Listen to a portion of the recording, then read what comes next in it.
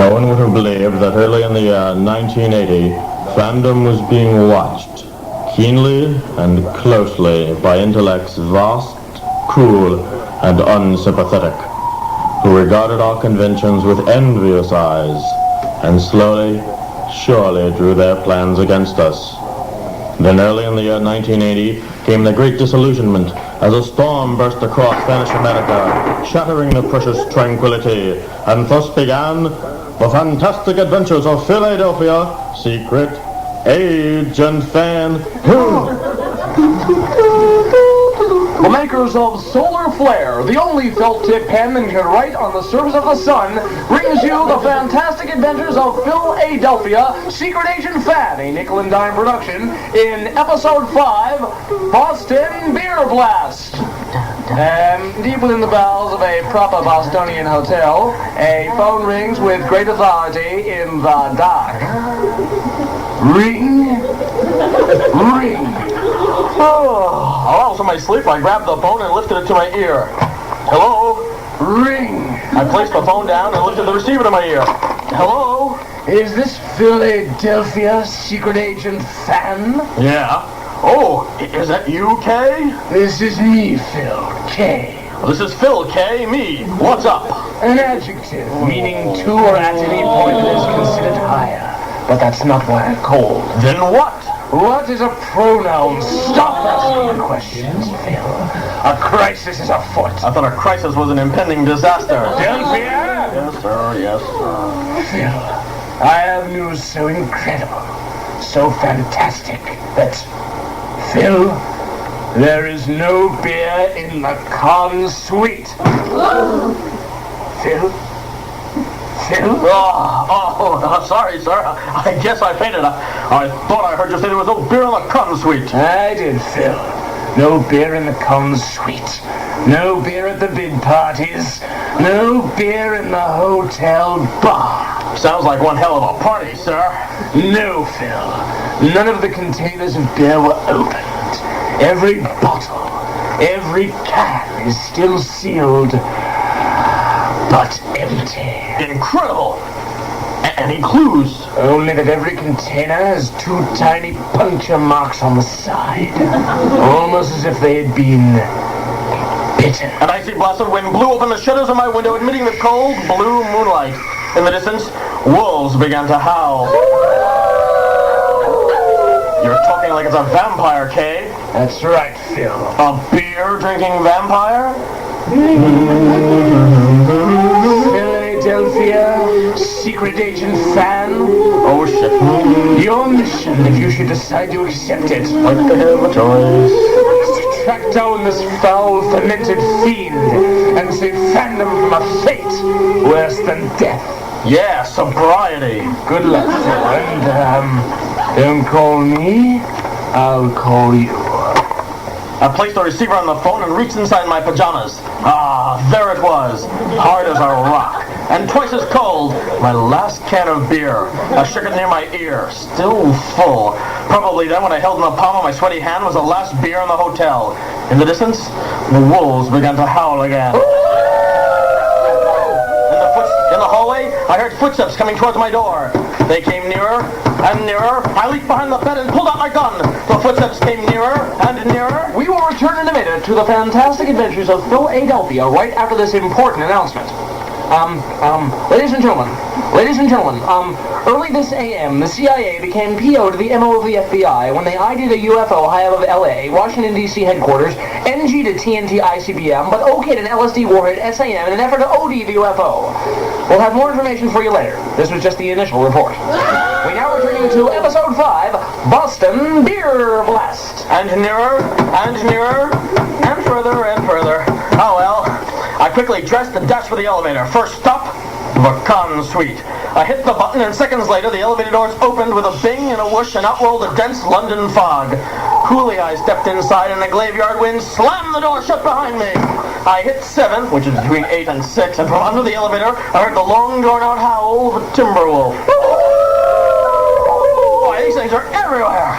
I straightened my tie in the security mirror and wondered where could the vampire be? I'm right here, Phil. The security mirror told me the elevator was empty, but when I turned around, I found myself eye to eye with the draft demon himself. Herself.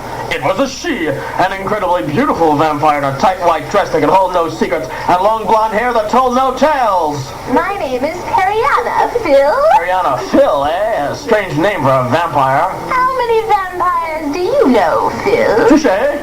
And I believe you have something that I want. Her bright ruby lips parted in a deadly smile that exposed every inch of her long, white fangs. So let me have it. I never refuse a lady, so I let her have it! With all the speed at my command, I pulled out my stainless steel hog leg and let her have 5 thundering rounds of 357 grain depth right in the heart!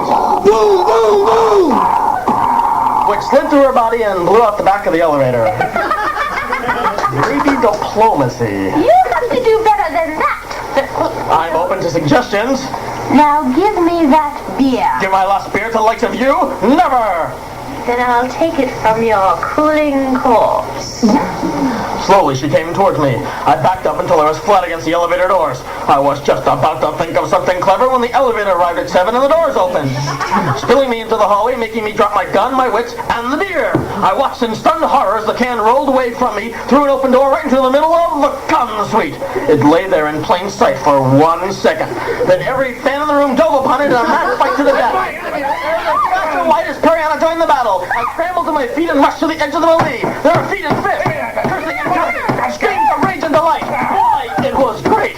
Then, like some hell-spawned Venus arising from the sea, Periana came free from that wiggling mass of humanity with a can in her hand, and she bit deeply into it. Then dropped the can and screamed like a politician receiving a tax audit. Hey, that wasn't a beer. That was a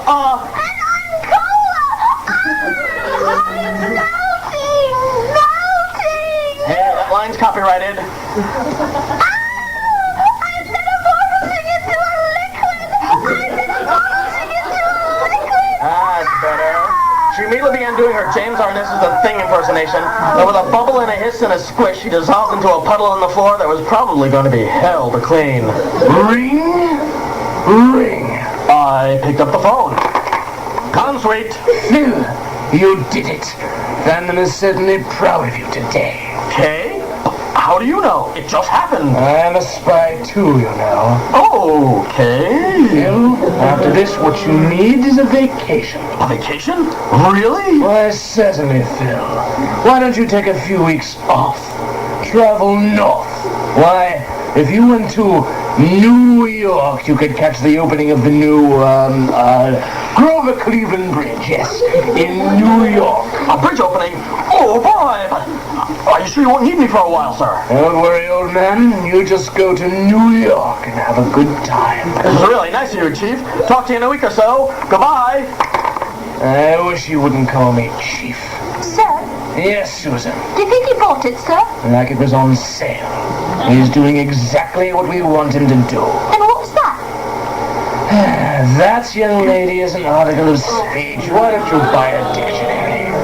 So be sure to tune in again as Phil gets sucked into another one in Episode 6, Biting the Big Apple. This program was brought to you by Nickel and Dime Productions, written by Nick Smith, starring narrator Scott Benson, Scott Benson, Bill A. Delphia, Nick Smith, Periana, Sue Johnson, Susan, Sue Johnson, and guest starring Abdul Beni Hassan as the adjective meaning to or at any point that is considered higher.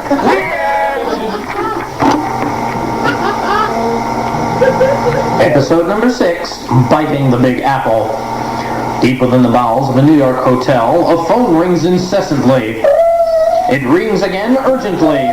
Warning of impending disaster. It rings again and again in room 801. Meanwhile, in room 501, Philadelphia, secret agent fan answers a knock at his door. Yeah, I'm coming. As the door swings open, a bloody and beaten form stumbles through and collapses into Phil's arms. Agent 53, Harry! It was terrible. The fighting, the screaming, the knives, the blood. You were attacked by the agents of Viper? No, I took the subway. Phil, the evil Salvatore. Gesundheit. He a trap. Don't go. Go where? Meet the pros party. Go to the Meet the Pros party, eh? Yes. Don't go. Agent 53, Harry! He's dead, Jim. A 3-second pause for dramatic effect. I got Raincloud out of the bathroom. He was doing a little moisture absorption and sent him off to inform convention security about poor Harry. As he walked down the hall, I combed my gun and oiled my hair and headed for the stairs. It was after 3 o'clock, you see, and the elevator banks were closed. I was going to that Meet the Pros party and have a little talk with the evil Dr. Salvatore, the #1 assassin for the agents of Viper, a man so feared that the last agent sent after him ended up by trying to commit suicide by sticking his head in an oven. Happily, though, it was an electric oven, and all he did was give himself a pinstripe tan. Then Harry had gone after him. Poor Harry. Probably won't even get a refund on his registration. My big feet slapped against the concrete steps in a savage disco beat as I sent my body hurtling up the stairs. It was now or never. The bases were loaded. It was the bottom of the ninth, and I was a footback. As I pulled open the doors and stepped into the hallway, I wondered what the hell that meant, and I flashed my back to the guard at the door, but then paused for a moment before entering that living Spanish mandala and let my eyes survey the room before me. 400 feet by 100 feet. Hello, Phil! Well, hi, not Dr. Asimov. You look a little confused, Phil. Gee, I've never been to a Meet the Pros party before. Really? But Phil, this is a chance where you get to meet the pros. Hence the name. Gee, I never thought of that. Boy, Hey, I could get the autograph of all my favorite authors. if they're here, why not? Phil, my boy, would you like my autograph? Only on a blank check. Thanks. My favorite authors, huh? Hey, anybody seen H. Beam Piper? Phil? Doc Smith. Is Doc Smith here? Phil, How about Campbell? I love John Campbell. I'll call him Mr. Campbell. I have some bad news for you, Phil. Talk to you later, not Dr. Asimov. I see H.C. Wells over in the corner. Mr. Wells! Yo, Mr. Wells! Sometimes I really wonder about that boy. Phil, you forgot your check. Hey, Phil. We pause for a moment in the fantastic adventures of Phil A. Delphia for the following test.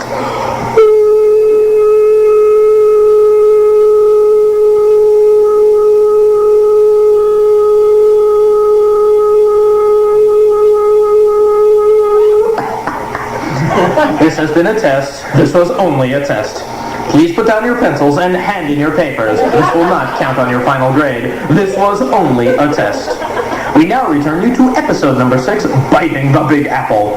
As we reintegrate with the plot, we find the evil Dr. Salvatore using the powerful radio transmitter concealed in his dentures. Dentures? Concealed in his dentures to communicate with Viper HQ. Now, this is Viper HQ to the evil Dr. Salvatore. Call me an evil doctor. This is the evil Dr. Salvatore. I have target Delphia in sight. Excellent. Well, to review attack procedures, you have hidden under your coat the very delicate and highly volatile nuclear-powered psi amplifier, correct? Correct. Here at Viper HQ, we are broadcasting to you all the power you'll need to fuel that famously evil device. Power levels are at 120%. Then all I have to do is make physical contact with Delphia, and I'll fry his brains like a Frank Perdue chicken. Plump and juicy. How you thought you'd like that? I'm going to enjoy this more than kidnapping worm and sipping on kittens, threatening Vanderman warm-woolen mittens, filling the pool with piranha tea. These are the things that really please me. Stop! What are you doing? This is serious radio drama. There has been no singing and there will be no singing. Got that? Your firstborn is mine. Meanwhile, Phil, thwarted in his efforts to find H.G. Wells, encounters the evil Dr. Salvatore, whom Phil affectionately calls... Hi, chicken lips, what's shaking? Hello, Target Delphia. Don't be afraid, you have nothing to fear from me. I won't attack you. You know that Meet the Pros party are neutral territory. Oh, this is Viper HQ, the evil Dr. Salvatore. Begin attack procedure. Delphia, as a symbol of good fellowship, why don't you shake my hand? Glad to. Don't do it, Phil! Form us of contact. I got him! Full power activated to neurological stabilizers. Dr. Salvatore, you've just taken over the mind of Phil and Delphia. Oh no! You'll be sorry! First, I'll immobilize his legs so he can't use his martial arts. Then I'll freeze his arms so he can't draw his gun. A weapon ID, automatic pistol, modified Walther PPK 38, codename Tootsie. Who the hell named their gun Tootsie? Collapse his lungs, turn his stomach, crack his teeth, stab his heart. Sounds like Stanners. Explode his ears, melt his knees, and make his nose fall off. Well, see you around, Doc. I got a date with a tall, cool one at the bar. Evil Doctor, what happened? You told us you had physical contact with Delphia. But I did! But nothing appeared on the meters. Maybe he doesn't have enough of a brain to... Ladies and gentlemen, we interrupt the fantastic adventures of Phil A. Delphia for this important commercial message. Hello. We're the Gunnarsson Corporation. We make all those fine products that brighten up your life. Like battle mints, tasty tablets for when you need bad breath, and cold bras combining cross your heart support with the ultimate and last-ditch personal defense. We are the developers of logarithms, the new mathematical way to dance. And now we are America's only importers of that delicious brew, marsupial, the only beer that hangs upside down from trees. So when you think of quality, think of us, the Gunnarsson Corporation. We now happily return you to episode number 6, Biting the Big Apple. Hey, beer tender, give me the hot slap of a wet kiss of a cold. Hi, Phil! Not yet, but I'm working on it. Here, Phil, try some of this highly illegal crystalline narcotic. No thanks. You see, I get no kick from cocaine. I'll tell you, dear, get that drug out of here. What I want is cool, brown, and clear. I want the hot slap, cold kiss of a beer. Wait, stop that! What's wrong with you? I said no singing, and I meant no singing. Okay. So, No singing? no singing. The bartender soon arrives with 3 beers, 2 for Phil and 1 for Miss WorldCon, hey, long time no see. How you feeling? Why, I feel famished, oh so famished. It is clannish, I'll vanish. I feel I could vanish. What's wrong with you people? God damn it, I'm serious. No singing. I mean no singing, and there will be no singing. What a grouch. Well, Phil, how come I've never seen you at a Meet the Pros party before? I grabbed the 2 beers and looked meaningfully in the WorldCom's eyes. Excuse me, WC, but I have an important errand to run for Agent 53. Okay. Talk to you later, Phil. Meanwhile, the evil Dr. Salvatore argues with Viper HQ. Are you sure I'm in full power? Absolutely, 120%. Then I can't understand how... Hey, chicken lips, look what I brought you. A nice cold beer. No! Don't put that wet bottle in my hand!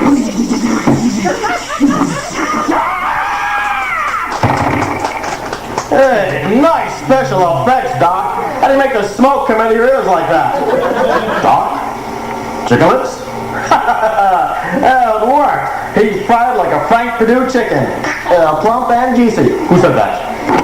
So be sure to tune in again for episode number 7, Baltimore Bloodbath.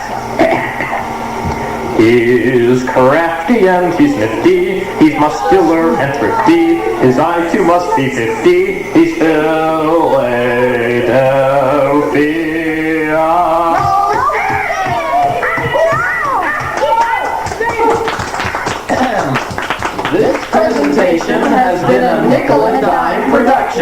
Written by Nick Smith. Starring Philadelphia, Nick Smith. The Evil Dr. Salvatore, Phil Foglio. Ms. Worldcon, Sue Johnson. Harry, Phil Foglio. Viper HQ, Nick Smith. Narrator, Phil Foglio. Our special thanks to Phil Foglio as not Dr. Asimov. And guest starring Abdul Beni Hassan as the Frank Purdue chicken. Plop and juicer. The end. Episode 10. See Exit 9 and die. Deep within the bowels of an interstate highway, a gas station phone begins to ring. I just pulled up to the gas pumps in the Grey Ghost, my brown 57 Pontiac, and told the attendant to fill her with ethyl. It's ain't here today. When suddenly I heard a phone. Ring. Damn, I know who that is. I stepped out of the Grey Ghost and shook my fist at the phone booth across the lot. God damn it, Chief. I'm on vacation. I don't want to hear about it. No assignments. Ring. Ring. He can't talk to me like that. Taking careful aim with Tootsie, my modified Walther PPK-38, I pumped a full magazine of rocket-powered head busters straight into that Amici, giving it a few well-deserved steel-jacketed message units of my own. No, no, no! The sound of splintering glass, exploding wood. Meanwhile, back at Counter-Espionage Philadelphia HQ, hello? Hello. What happened, sir? He shot the phone. Susan, how did he know it was me? That Phil, he's some kind of spy. Yes, Susan, he is some kind of a spy. And back at the gas station, I walked away from the flaming wreckage of the phone booth, took Tootsie back into her holster, and smugly paid for the gas and flipped the attendant a couple of Susie B's. Sorry about the mess. Who the hell do you think you are, Han Solo? I never do it solo. You Star Wars freak! I ignited the primary sequence of the Grey Ghost and let that irate pump jockey eat my dust as I slammed it into fifth gear and roared off onto the highway, faster than a speeding bullet, more powerful locomotive, known only to Margot Lane as...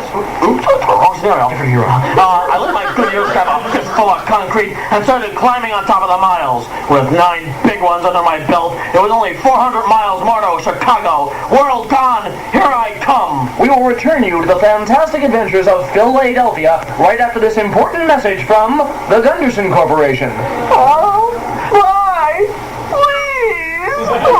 We now return you to episode 10, See Exit 9 and die. I was happily thundering down the highway to the mass movement of rain cloud when I decided to pass a rather strange-looking car ahead of me. I should have known it was going to be trouble when I saw that bumper sticker saying, "Caution, I brake for the hell of it." I kicked her into fifth gear and burned rubber. Got him. As I pulled alongside, I wondered what was this thing. Its rear end was jacked up so high that it was always driving downhill. It had fuzzy dice hanging from the rearview mirror, a little dog whose head went da-boing-a, a monkey for a joystick, and pinstriping across the fuselage that spelled out "The Love Machine" across the fuselage. As the driver of this vehicle started to pull over into one of the rest stops, I tagged along. I had to find out what was what and who was who. As she throttled down into the parking spot, I pulled up alongside, unbuckled my seatbelt, and leaped from my car. No! I gotta remember this isn't a convertible. Hey, man, you alright? Ooh, so far. Excuse me, miss, but what is that thing? What does it look like, Ringo? A wingless F-101 Delta Dagger all-weather interceptor modified for street use. You got it, Chico. Hey, you want to drag? You gotta be kidding. My car's a 57 Pontiac. It's got 400 horsepower under the hood. Ooh, not bad. I got a Kingston augmented Rolls-Royce built ramjet with specific impulse of 15 tons. AM/FM radio. Twin 50 caliber machine guns. White walls. Sidewinder missiles, napalm, radar scramblers, and a cassette deck. Ooh, how is she on the straightaways? Ooh, she's a beach, man. Well, my Grey Ghost gets me 30 miles per gallon. How about yours? Oh, that beats me, man. These $1 million fighters get cheap mileage. I mean, I got a 4,000-gallon gas tank just to get to the supermarket. I bring this baby into the Texaco at 9 o'clock, pick it up on Arbor Day. Ooh, how can you afford to run the Love Machine? That's the love machine. That's what I said. I moonlight at night, blowing potholes in city streets with my measles. You don't think potholes just happen, do you? Besides, somebody's got to keep those Union Road crews busy. Gee, you're a sweet kid. What's your regular job? Swimming instructor at a school for cats? No, I'm an assassin for V-I-P-E-R. Viper. That's right, Delphia, secret agent La-Di-Da. I am the daughter of your arch enemy, the evil Dr. Salvatore. You mean... Jace, I am the incredibly vicious Lolita Salvatore. I think I'm in trouble. We will return to the fantastic adventures of Philadelphia right after this commercial message. Hello. We are the Gunnarsson Corporation, and we won't release any of our products until they're thoroughly tested. So we took John Cameron Swayze, made him swallow 3 bottles of liquid Krell, stuffed him into the Samsonite suitcase, had our gorilla put him in the back of a Ford Bronco, and rolled it off a cliff while our sharpshooters shoot big pins through it. And when he got to the bottom of the hill, you guessed it, that Timex was still ticking. So when you think of tough, think of the Gunnarsson Corporation, makers of Omega vacuums. Omega, the last word in vacuums. Omega vacuums. They really suck. We now return you to see exit 9 and dive. There I was, with the daughter of my arch enemy behind the stick of one of the deadliest fighting machines on Earth. I had to move fast or kiss my association with this planet goodbye. I leaped into the Grey Ghost, fired that mother up, and roared off. Activating weapon systems. Commencing radar scan. Measles locked on target. It was now or never. I had only seconds in which to act. I grabbed the steering wheel in both hands and twisted with all my might. The Grey Ghost executed a razor-sharp U-turn, and at top speed, I charged straight back towards Lolita, sitting helpless in her jet fighter.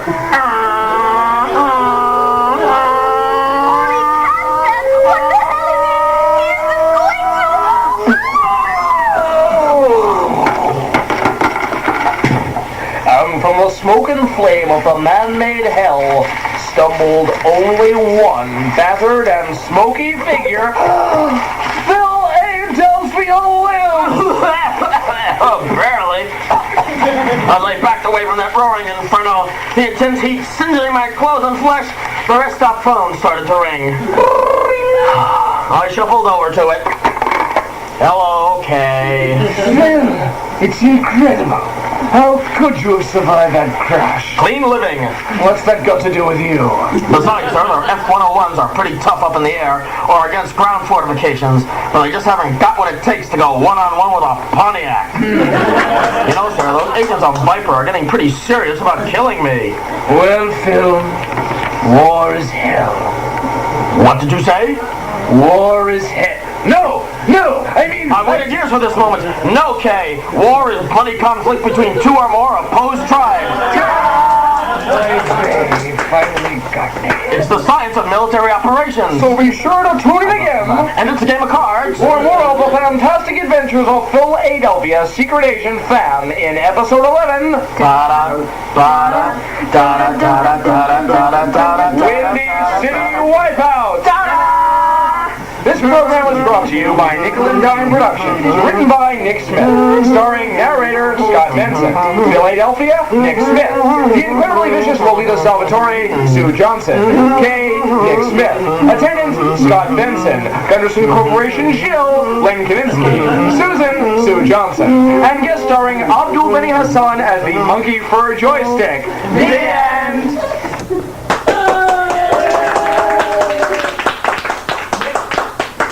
One small criticism. Since one is New York North of Yes! Yeah, I'm wondering about that myself.